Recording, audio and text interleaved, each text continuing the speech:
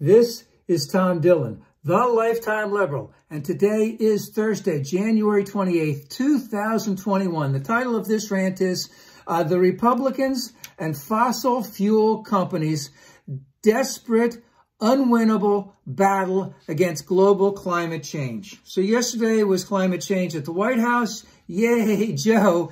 They have put forth an ambitious plan. Yes, we still need to do more, but it's an ambitious plan to take us to basically total renewables by the year 2050, something like that. Basically the idea is that we need to keep as much fossil fuel, carbon-based fuel in the ground as possible, let's just say from now on through eternity. And will we still need oil for the next 30 or 50 years? Yes, we will. Do we need to decrease it as quickly and as possible? Yes.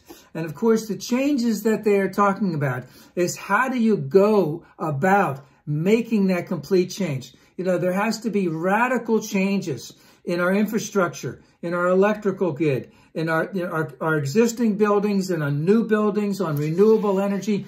All of that has to be addressed, radical change, and just think of how much innovation can happen when the full force of the United States government is behind all of this. And, you know, this is nothing new. The world is behind all this. The United States is one of the last to get fully behind it. Even Saudi Arabia knows that at a certain point, they can't extract any more oil. They won't be making any money. Now, car companies are behind this. Now, I don't know if you remember, but about 9 or 10 years ago, Obama wanted to increase the CAFE standards very, very strongly.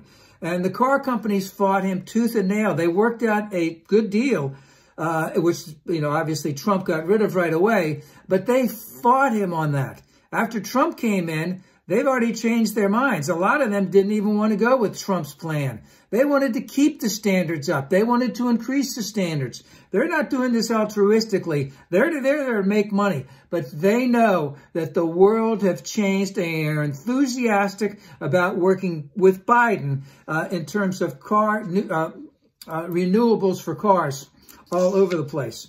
So we need to stop the credits.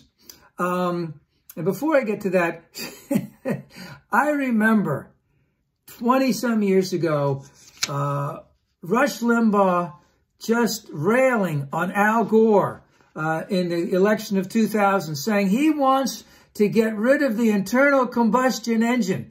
Well, yes, he does. And Al Gore's idea of that back then was not radical back then. It was only radical to the Republicans. And we're seeing the fruits of that now. And we still need to press on with this because there are many, many people on the Republican side who don't believe in this at all. So we need to stop the credits to these fossil fuel companies.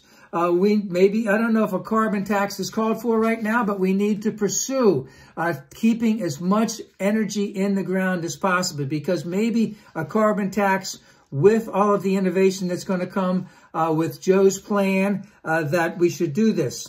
We need to sue the fossil fuel companies because they did the science, they did the math 30, 40, 50 years ago. They knew this was coming out.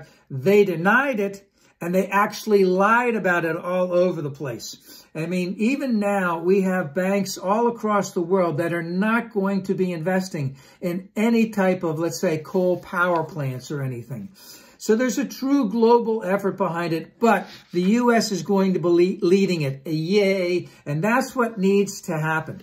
But there will still be a war of ideas, because I was just flipping the channels this morning, and there was Fox News basically railing against Biden because of all of this bad things he had to say about the big oil companies and how much extraction we've done in the last 10 years. So it is going to be a war of ideas. They're going to continue to rage about it. Big oil and Republicans are going to fight back, but they're in the wrong. They've been in the wrong for 50 years. We need to shut them down completely, and it needs to start now. Whoops.